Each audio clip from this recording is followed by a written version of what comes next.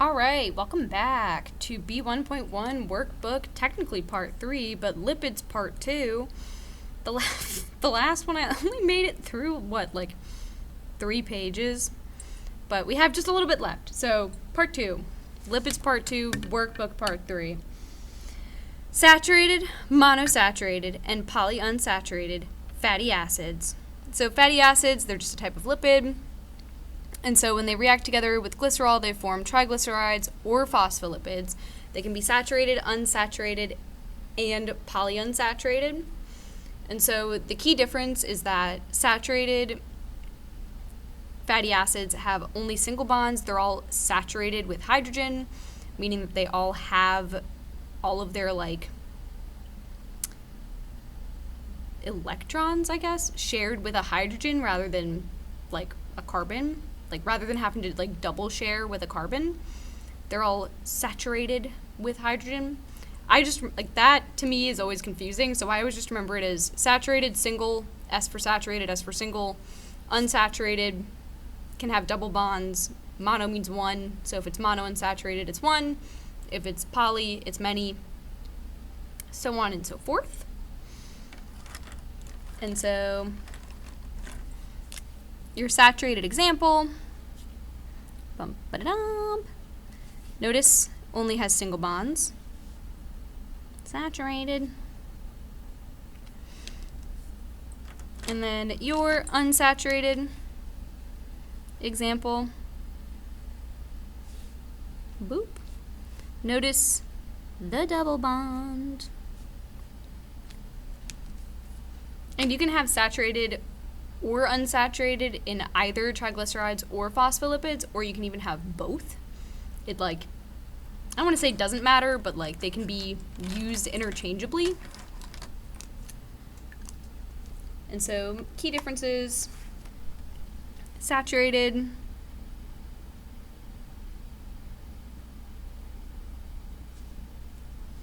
are single bonds.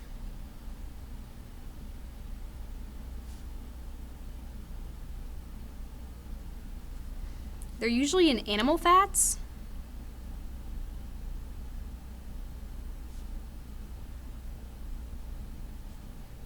Which doesn't include fish, by the way. Some fun ways to remember: S for saturated, S for single,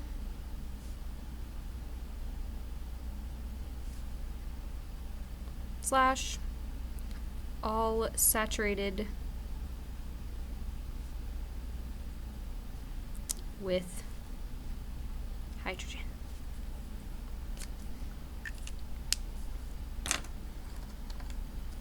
And then your unsaturated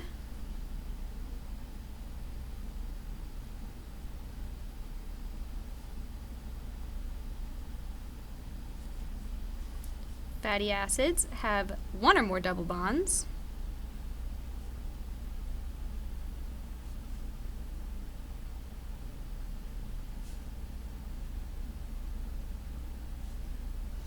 And they're typically in plant oils.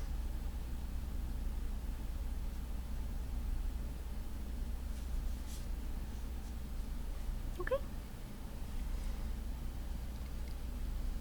Bum-ba-da-dum. You have this fun little chart here. It unfortunately really didn't copy very well, which makes me sad, but it's okay. So your saturated fats, your sat fats, oh no, are on this side. No, do it nicely. There we go.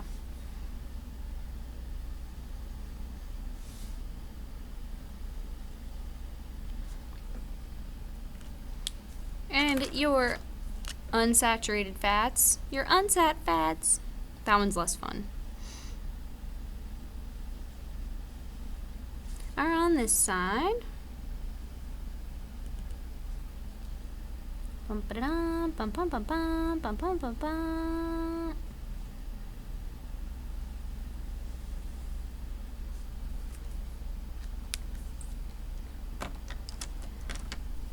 Really the key details is just like what the different examples are and how they are at like different temperatures.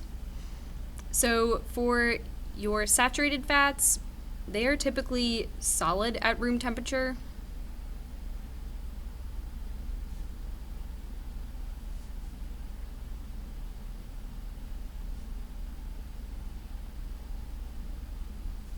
And again, they're usually like things like meats, full fat dairy.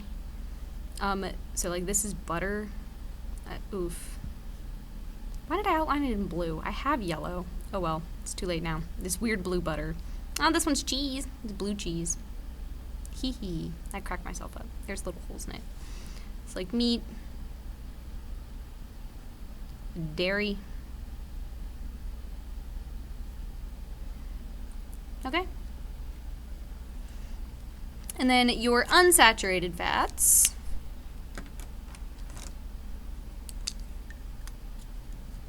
They are usually liquids at room temperature.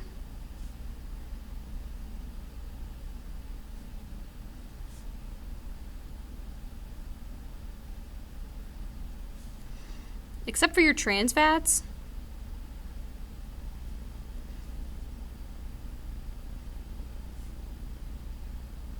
Which are solid at room temperature. Oh no, I'm gonna run out of space. At room temp. There we go. And so your examples, you have plant oils. It says that they are unhydrogenated. That's what that word there is supposed to say. You have your trans fats like margarine, processed foods. They're unhealthy. And then your beneficial fats, your omega-3s, fish, some nuts. Truthfully, I think that's sushi. That's hard to see. I think it's sushi. There's like the fish, the little rice. I think it's sushi. Sushi, fish, nuts. These are omega-3s. Margarine. Which, when I was a child, I really could not tell the difference between butter and margarine, and now I feel dumb, but whatever. These are your trans fats. And then plant oils.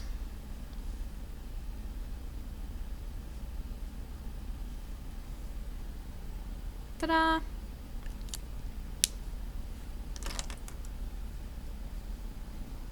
And then we look at mono versus polyunsaturated.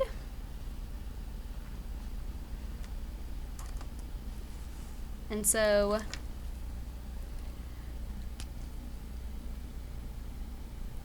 mono, unsaturated, remember mono means one, boop. So it only has one double bond. Polyunsaturated, poly means many, so it has anything more than one. In this case, it has two. Oh, let me do this one too. Can't forget.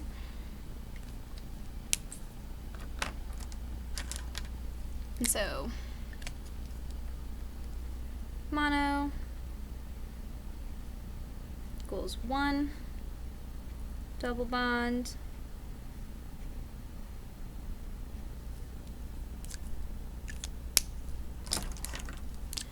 Poly equals many double bonds. And then how does unsaturation change the shape or structure of a fatty acid? If you look at them, every time they have these double bonds, they get kind of a weird little swoop, like a weird little bend. Like every time they have a double bond, they get almost like a little kink in them that gives them these little bends in them. And so double bonds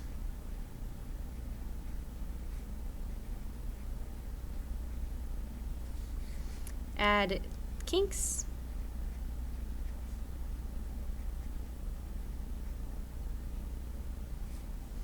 Or bends.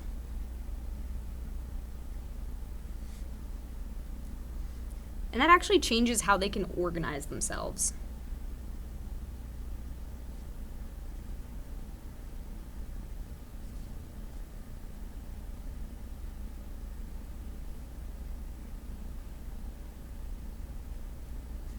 And is what causes this lower melting point, which we'll talk about in a second.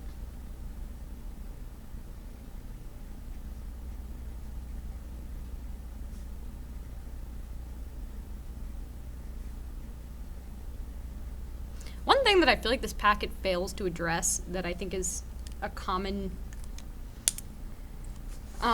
set of confusion that you all tend to like run into, because although it's not like explicitly in the current curriculum, because it's just kind of assumed that you know it from chemistry, I feel as though a lot of you don't, and I don't know why. Like, I don't know if it's just not something that's covered or like what. But the difference between trans and cis, and so I'm just going to add my own little Miss White area because this page is a bunch of blank space. But trans is when hydrogen on the double bond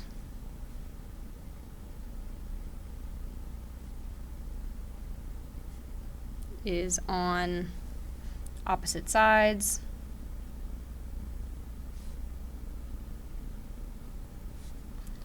Cis is when hydrogen on the double bond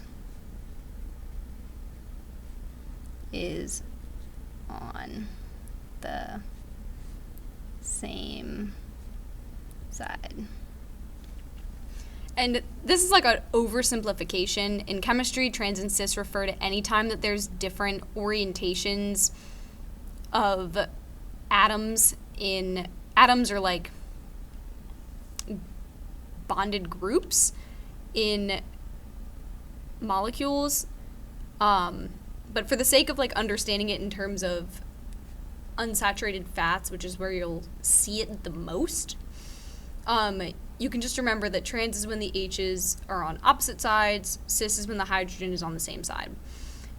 You can also think about like alpha glucose is a cis molecule because both on the 1 and the 4 carbon, the OH group goes down, whereas beta glucose is a trans molecule because on the 1 carbon, your OH group goes up, but on the 4 carbon, your OH group goes down.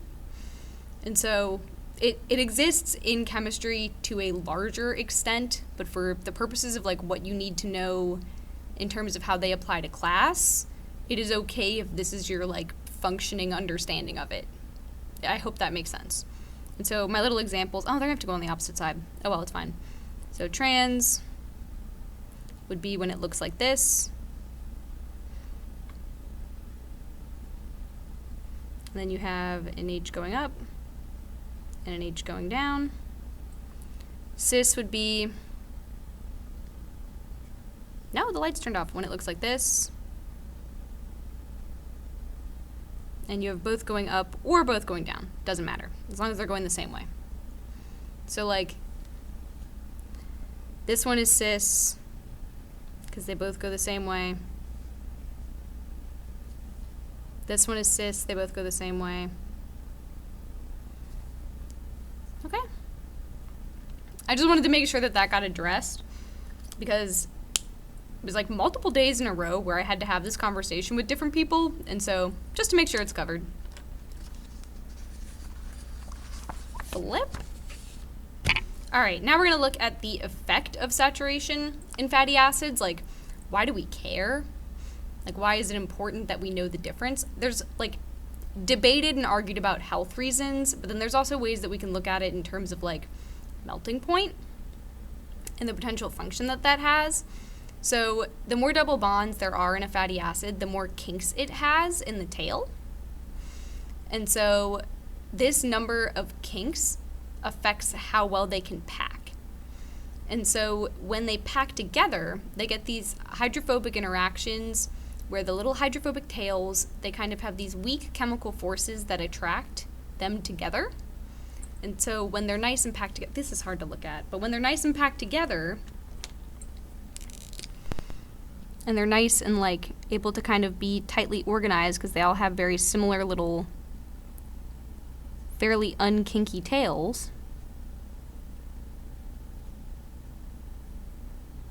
there's weak forces holding them together. Neatly packed.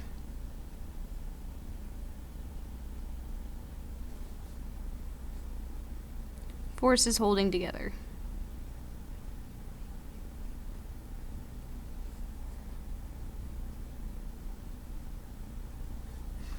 Versus when they have these bends, these like little kinks, and they get kind of zany and go all over the place. It's like this one's nice and happy, nice and straight. This one has double bond and goes woo over here. This one's nice and happy, nice and straight. This one has double bond and then goes woo over here. Nice and happy, sat fat, hanging out. And then you get this unsaturated fat that goes like woo over this way. This one too gets a little crazy. And then this one, you can see the problem. Not nicely packed. Not nice. Less force holding them together.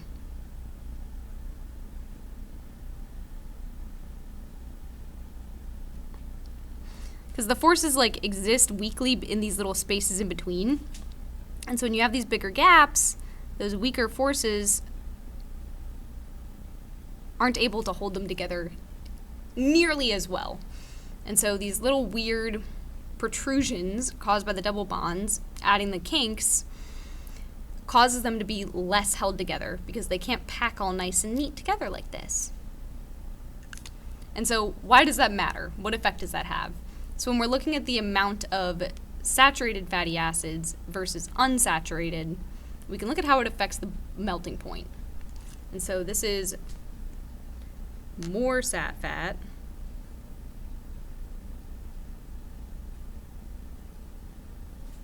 And this is more unsat fat.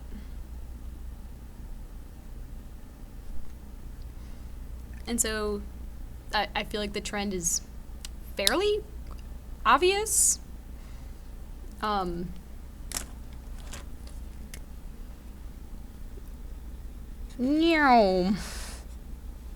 case that wasn't already clear. But essentially,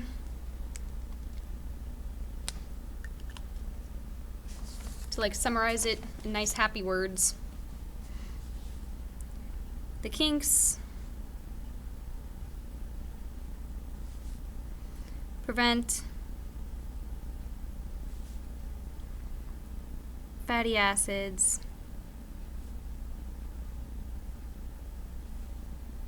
from packaging,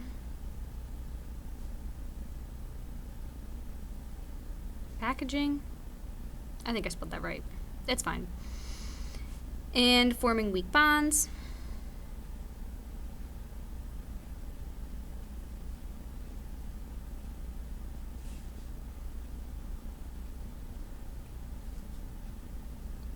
The lack of weak bonds.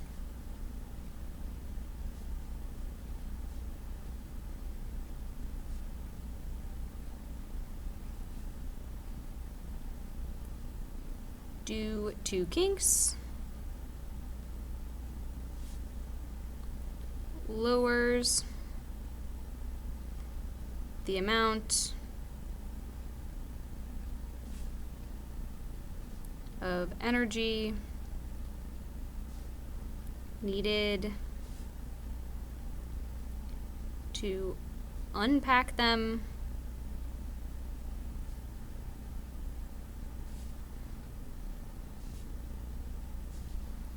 separating Separate. Is there an E?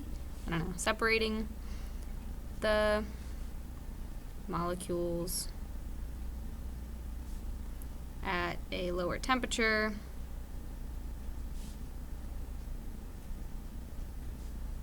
causing melting at a lower temperature.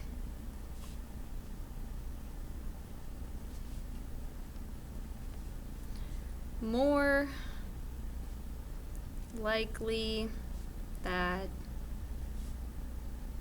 unsat fat equals liquid at room temp. I feel like I could have said that in better words. Fix it if you can. I'm so sorry. Alrighty. Functions of triglycerides in adipose tissues. So your adipose tissue is composed of adipose cells. Crazy. Adipocytes that store insoluble fat in the form of triglycerides. Adipose tissue can form a thick layer under the skin, acting as a shock absorber and thermal insulator when energy is required. The stored triglycerides can go through hydrolysis reactions, releasing glycerol and fatty acids that can be used in respiration to produce energy. And so essentially it's just kind of summarizing this information. And so key things, oof. Woof, sorry, my little fingers hurt. Ooh. I was looking at what colors I hadn't used yet and we're left with like brown. Oh well, okay, we'll do a little brown moment. So some of the functions. Your adipose tissue under the skin.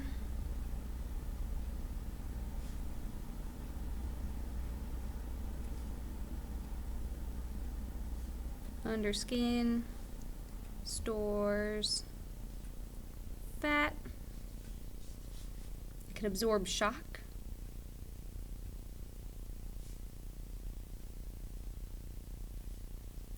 Like punches, kicks, etc. And it's also thermal insulation.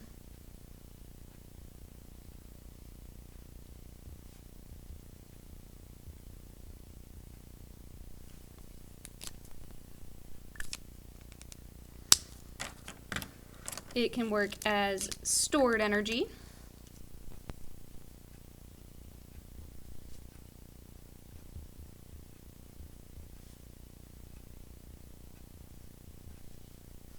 So triglycerides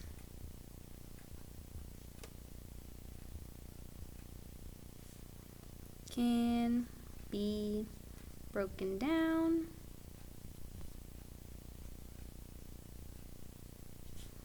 into components for energy.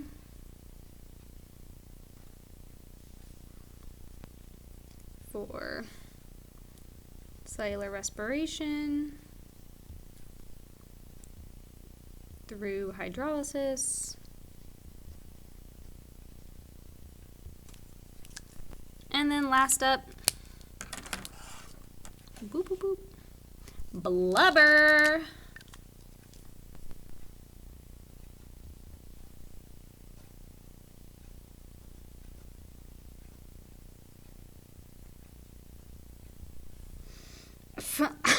I'm so sorry.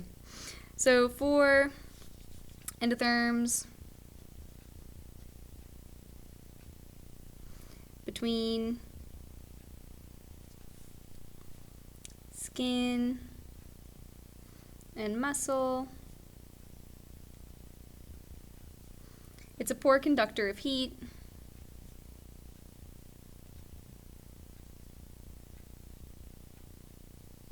So it traps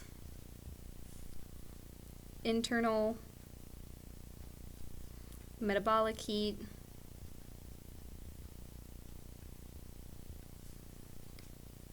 to maintain temp. Think about the ring seal.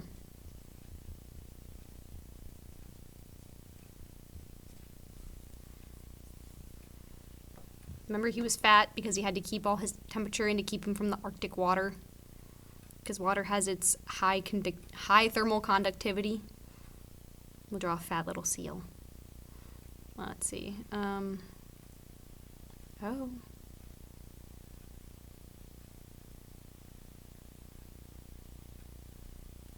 Oh, he's so beautiful. There's my fat little ringed seal. See, he's got all his metabolic heat. He's nice and toasty. Oh, he needs rings.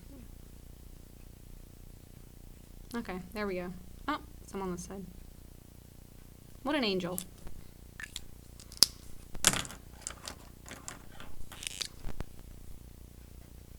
Insulated.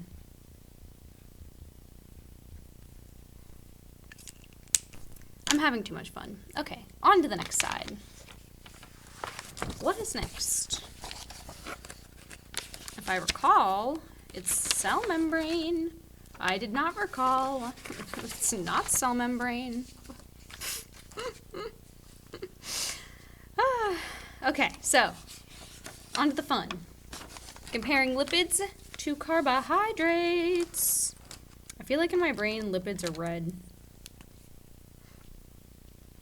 Lipids. Meow. Meow.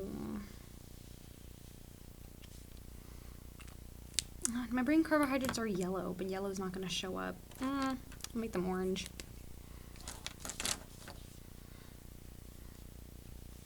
Carbohydrates.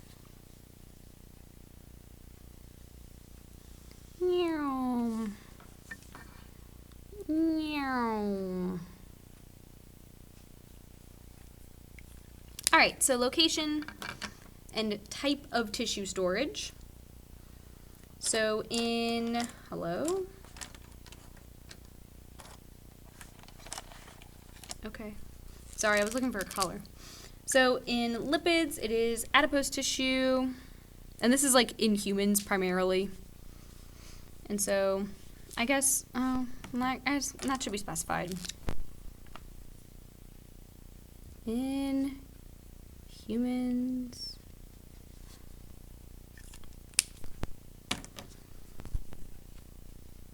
I mean, it's partially, I don't know.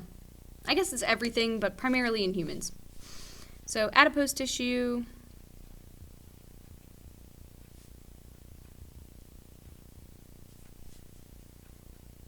Beneath the skin and around organs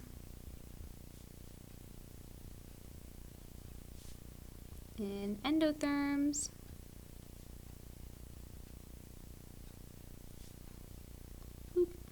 and then seeds in plants. For amount of energy contained, it has 2 times as much per gram. So it's less mass than carbs for the same energy.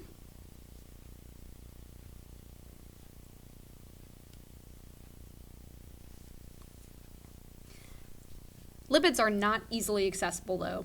Like to get a lipid out, you have to do a whole hydrolysis reaction. They are not soluble, so they don't transport fast. But you know what? They are long-term.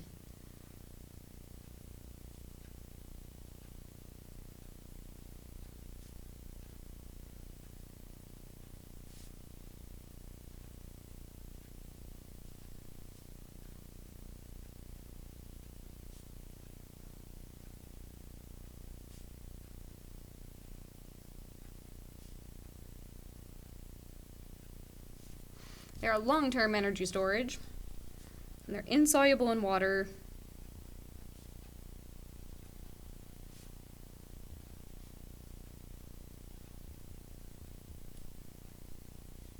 cannot be transported easily.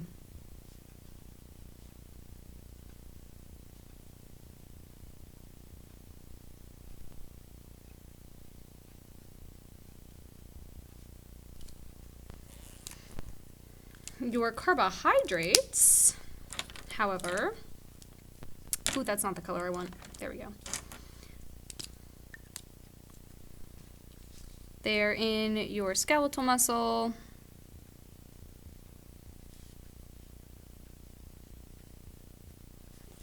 okay. Skeletal muscle, tissue, and liver.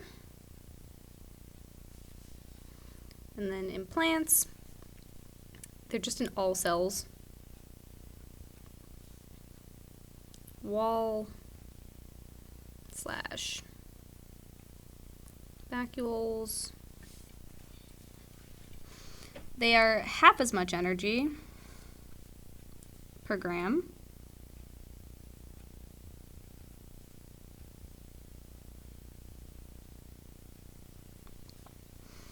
And glycogen stores in higher body mass.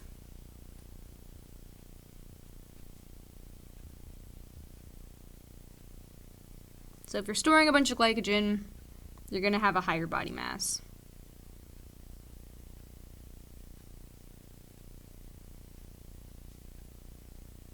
You're going to be a bigger boy. And it is very short term.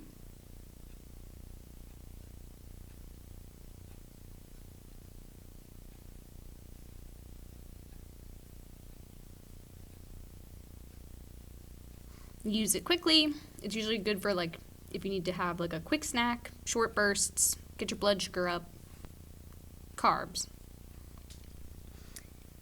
And it is good because it is soluble in water.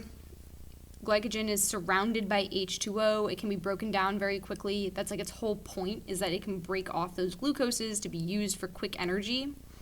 So it is great in like a pinch.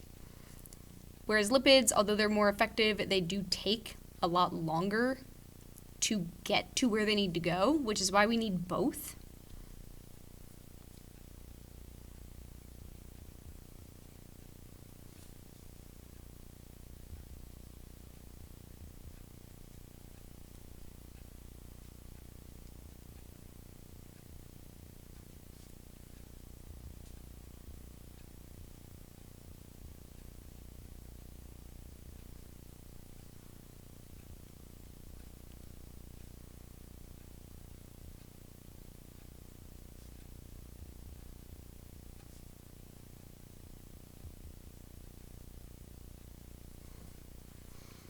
Alrighty.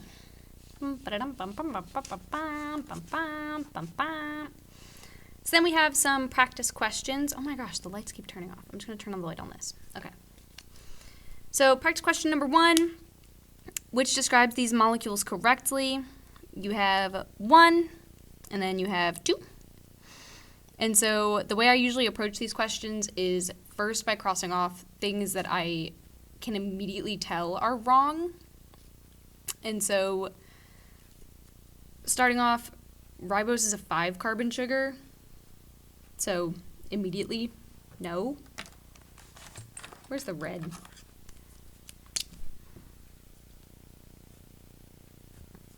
And so then we're left with, is the second one a fatty acid or an amino acid?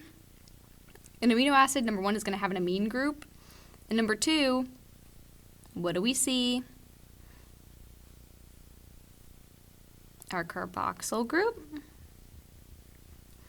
our repeating CH chain, and then our CH3 on the end. So what do we think? D. It is our glucose and our fatty acid. Not a 5-carbon sugar pictured.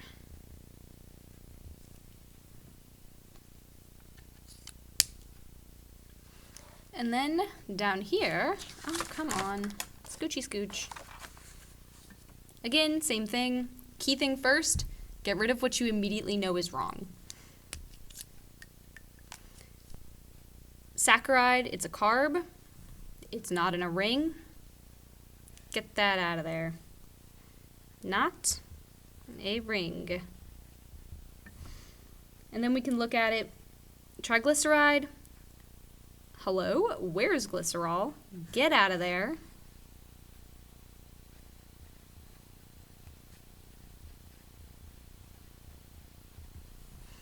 And then we have to go for unsaturated versus saturated. Saturated, single, only. Unsaturated, double. What is this? That is a double bond. You can also think saturated straight. Doesn't have the kinks. And this boy is bent. So get that out of there. Bonus. Is it mono or poly? I'll give you some time to think. All right, let's count. 1. It's mono. All right. On to the next set.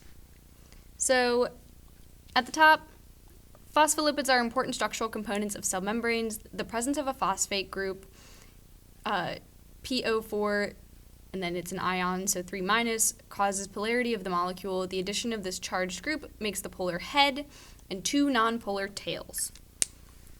It is time. Where are my colors? Oh. Hang on. I have to find all my colors. There we go. This one. And dun dun dun dun. Okay. So it gets a polar head. Oh, geez Louise. A polar head. And 2 non-polar tails.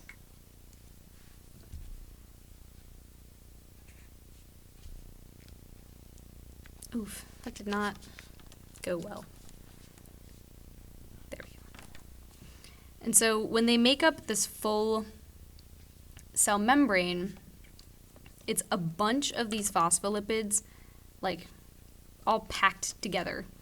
So you have your polar head and your 2 boop, boop, non-polar tails. And so it's a bunch of these heads and then a bunch of these tails. Again. Oh no, I dropped the lid. I'm goofing it up. Polar head. Non-polar tail.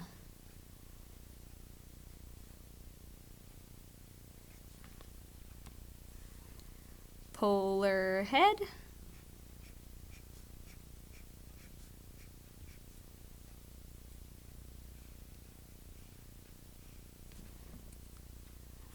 Non-polar tails. There was almost certainly an easier way to do this. Oh well.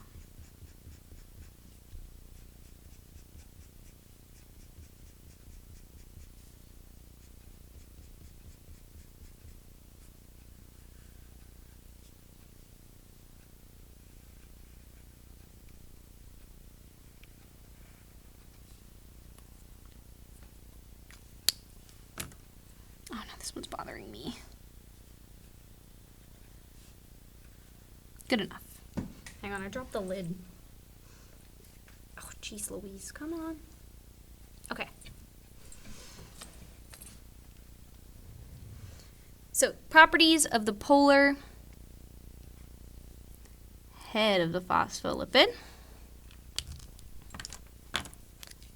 And then down here, just to prep you, properties of the nonpolar tail of the phospholipid. Let me flip so that I make sure I'm not missing anything.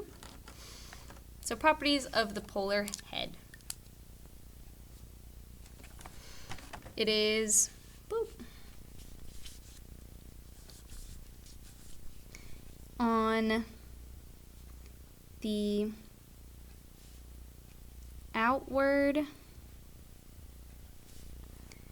facing sides of the bilayer.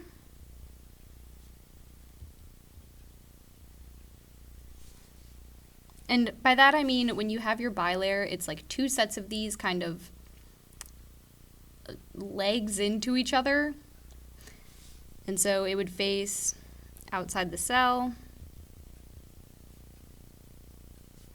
and inside cell.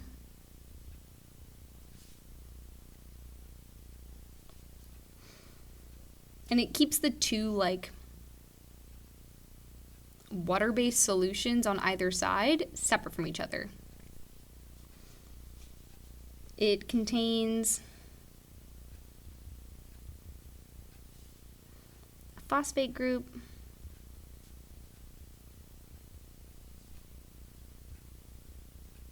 and glycerol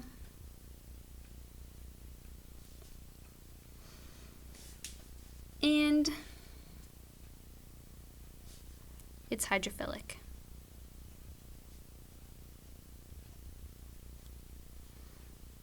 These always look to me the way that they draw them like an ice cream sandwich. And so I always think of these as like the cookie part of the ice cream sandwich.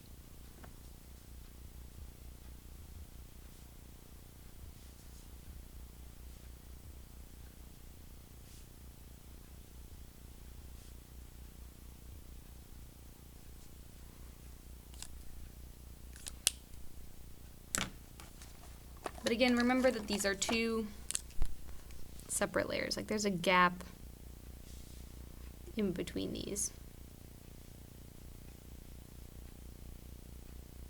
That's why it's a bilayer.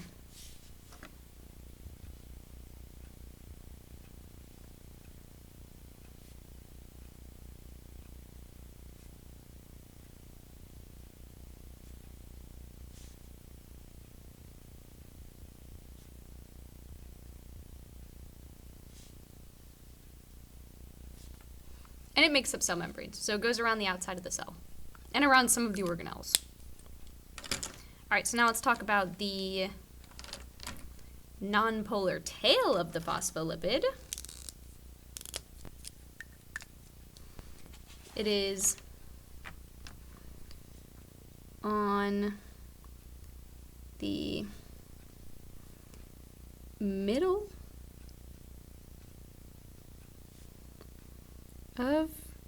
middle of, in the middle of, I guess, on the middle of the cell membrane.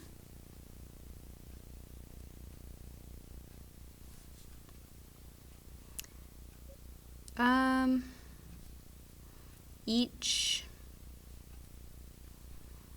phospholipid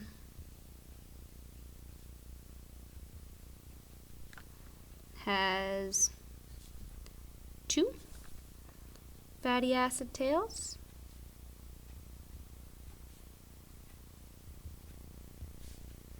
They can be saturated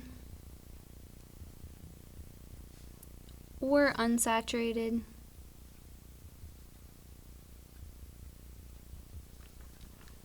They are hydrophobic.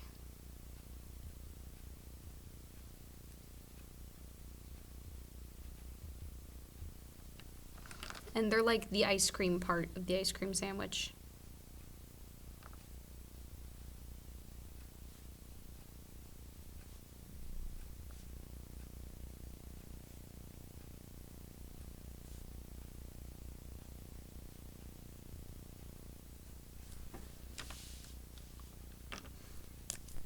Alrighty. And so I always like to think about it, and this is a point in which I will tell you it is okay to not do this part. But it helps me to remember, as I like to remember the head like loves the water, and it's a head, so it can drink water. And so here's my little phospholipid head. And here's the lips, because he's going to be drinking some water.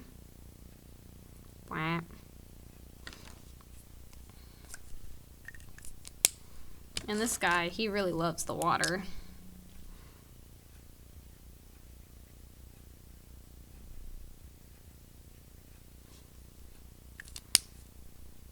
And then let me give him a little straw.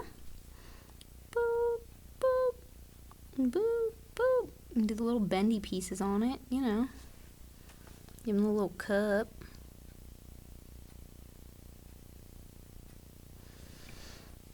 Oh, gotta add the straw in. There we go. There's the water. And so he's loving it. And then he has the hydrophilic tails, which I like to think of as the legs. And he wears rain boots because he doesn't want to get the water on his feet. He wants to protect his little feetsies from the water because they're hydrophobic. I don't know. Listen, I also kind of like to draw him a little thick, because he's a fatty acid, and that helps me to remember it. And so, you know, he's a little bit of a thick fella. And he's got little boots. They're little rain boots to keep his feet safe from the water.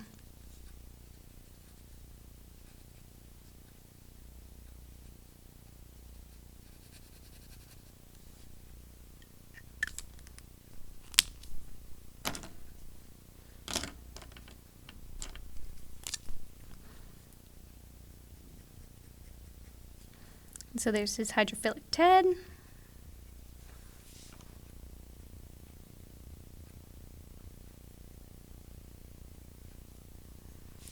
Loves water.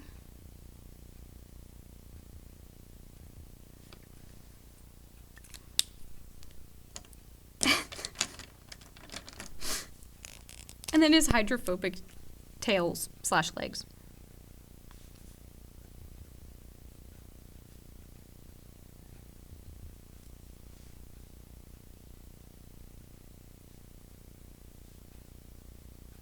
Oh, I hate water.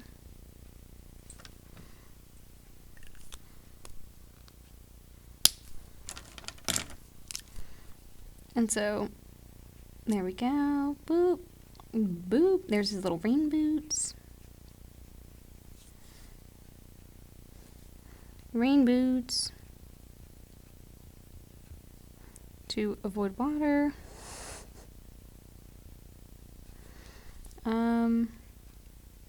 And he's thick because they're fatty acids.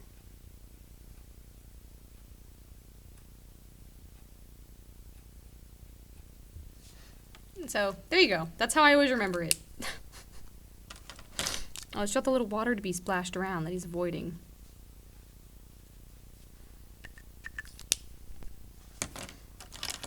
I promise you I took this class and I passed it. And then they let me teach it, so question my methods, but they are proven.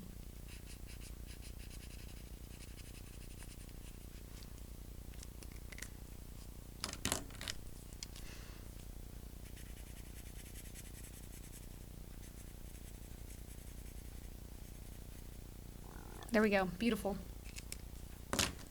People who don't watch this video are going to be like, what the hell are you talking about? Anyway, moving on from that.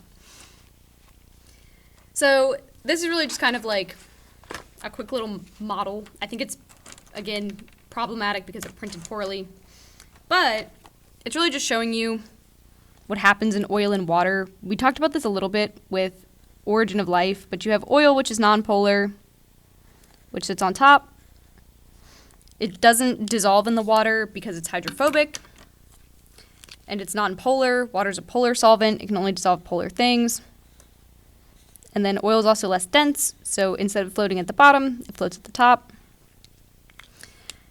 When you dump in your phospholipids, they all go in, and initially they just kind of go wherever because they're all scrambled around.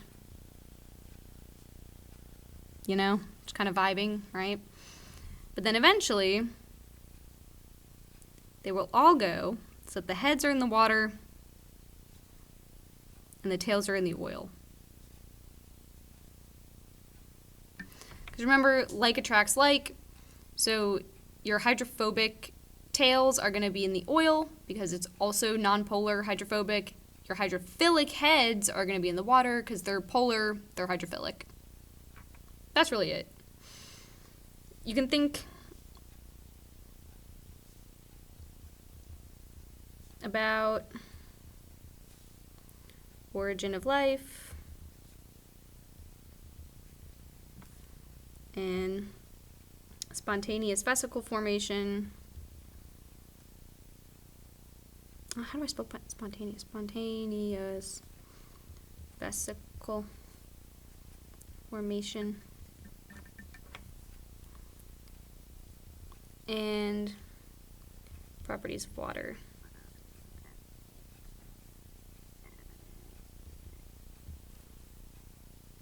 Well, that's essentially what it's trying to get you to see. All right, I think this is the last page. I was right, for once. Okay. Bum-ba-da-dum.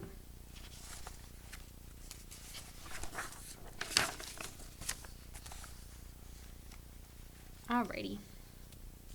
Get a color that's gonna be bright, not, let's see this little guy still. I guess brown?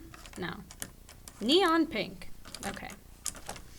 So the cell membrane is often referred to as a fluid mosaic model. Yeah, no, it's fine. As a fluid mosaic model because the structure of the membrane is flexible and spotted with proteins. The heads of the phospholipids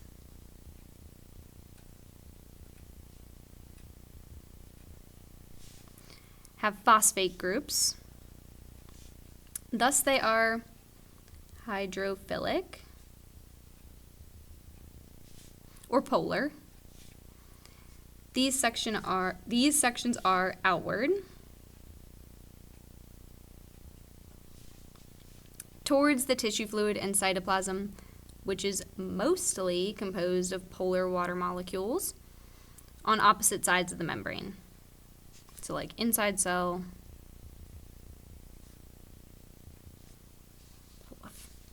outside cell.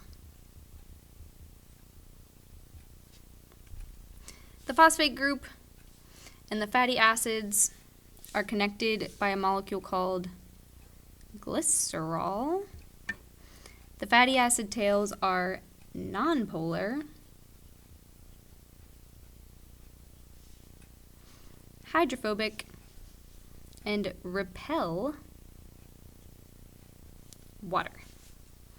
This creates a barrier between the internal and external watery environments of the cell.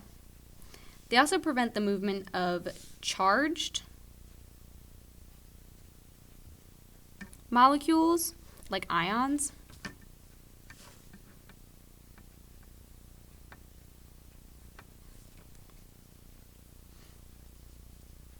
as these are hydrophilic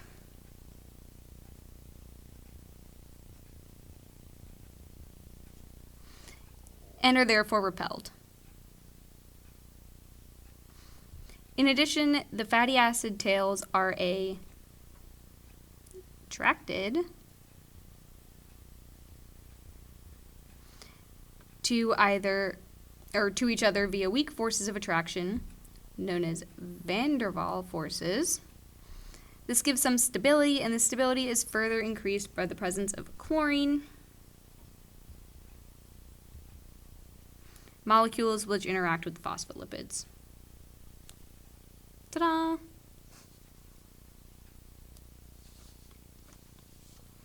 Alrighty. Phospholipid bilayer is selectively permeable. Where are the gosh darn colors?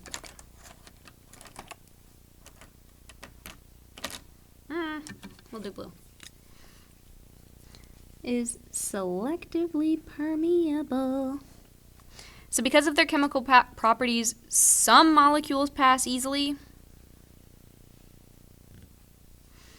and other molecules need special transport. So it means, like, when we say selectively permeable, it means that only some things are able to permeate or go through. And so things that can versus things that can't. I guess we'll do green for approved, red for cannot. H2O, approved, can pass. Non-charged molecules, approved, can pass. Macromolecules, no. Charged molecules and ions, absolutely not. And then here's why.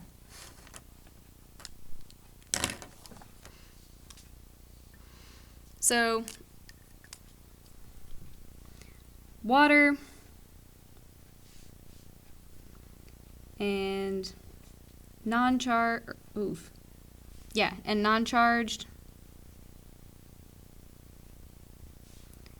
molecules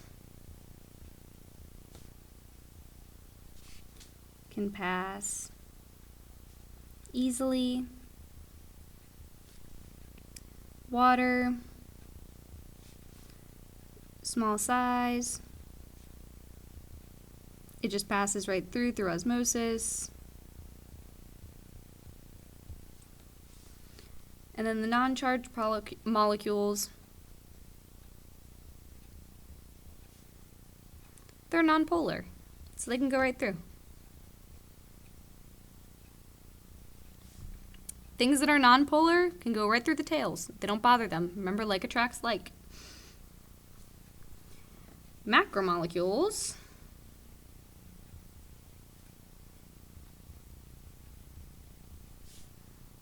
and charged ions, charged molecules,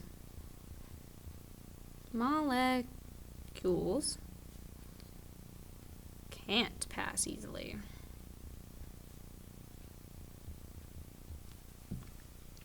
Macromolecules are really just too large.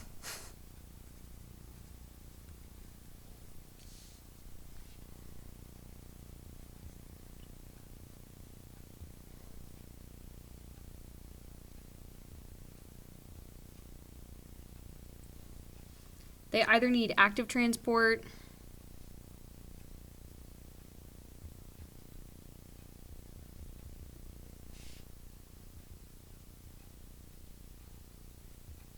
or digestion.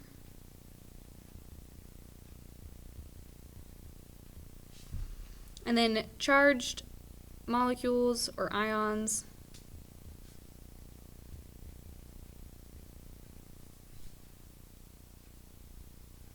are polar, so they cannot go through this nonpolar area. And they need active transport.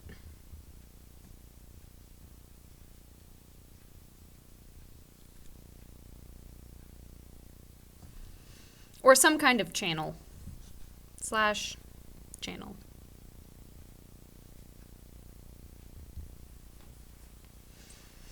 They can't just go through. So, key reason for rejection, big. Polar.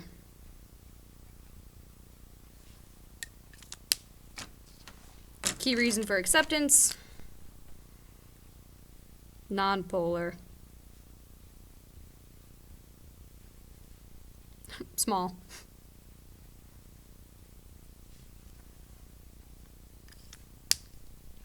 All right, and the last thing we have to talk about is what are steroids? So steroids, I guess we'll go back to brown for steroids. So steroids, they are hormones, primarily. So I guess mostly hormones. Mostly hormones.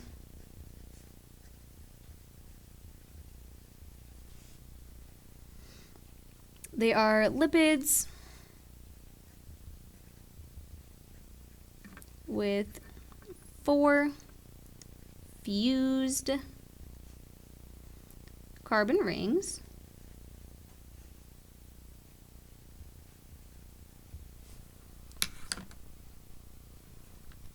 They have 17 total carbon atoms.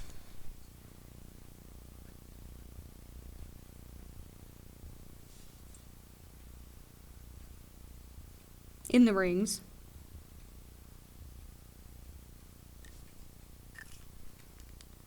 Woof. Oh, I don't want to use brown for the highlighting. Oh, geez. Oh, geez Louise. Okay,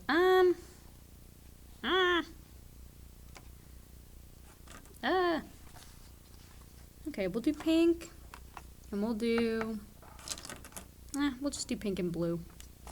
That's fine. Oh no, we'll do pink and orange. Okay, sorry.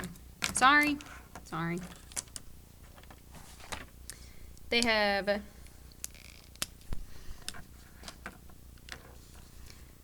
three cyclohexane rings and 1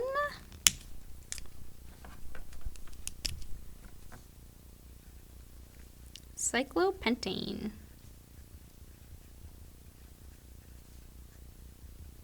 ring. Cyclopentane, 5 sides. The cyclohexanes, 6 sides.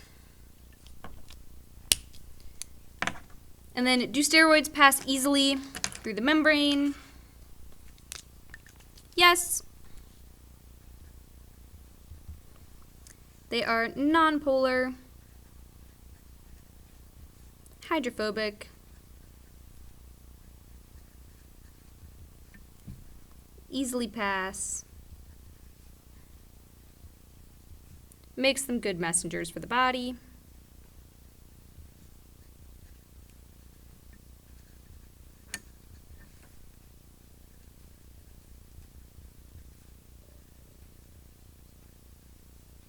Messengers.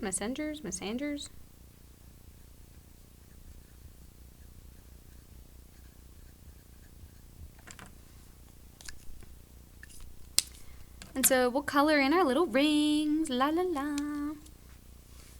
So each one has 3 cyclohexane rings, with 6 sides that are fused to each other.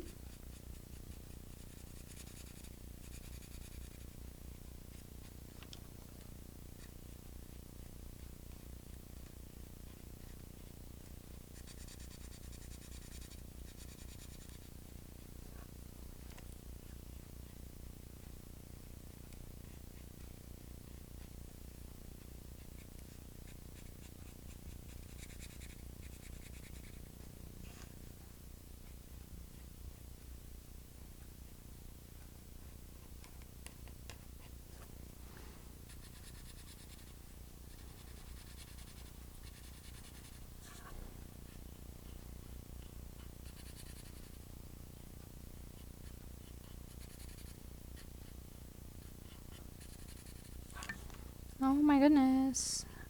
Okay, last one. Bum, bum, bum, bum, bum. Good. And 1 cyclopentane. And then what makes them vary is the different groups that are bonded to those rings.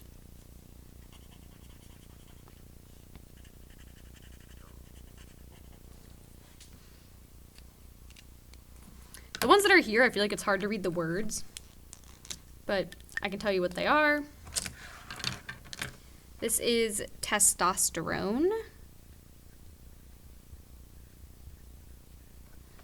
which is like, ooh, hang on, that's too close. It's gonna bother me. Which is like used for male growth and development. I just want to draw a picture. Okay, we'll draw a picture for each one, that way it's not weird. But like male growth and like puberty development.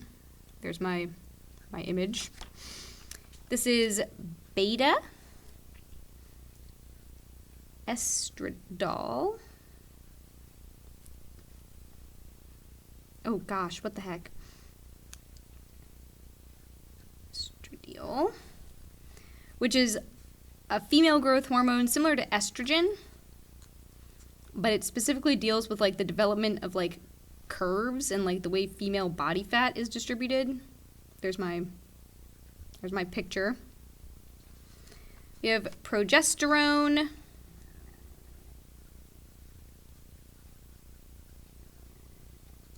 which is like a pregnancy hormone. It helps a lot with regulation during pregnancy. Oh, okay, here's the baby. Sure. We have cortisol, which is like the main stress hormone, deals with your heart rate. Draw a really stressed fella. Oh no! We have corticosterone, which is like the primary stress hormone in like rats. So I guess we'll draw a really stressed rat. Oh no, my test is tomorrow. Ah. It's really late. I'm sorry. And then we have aldosterone,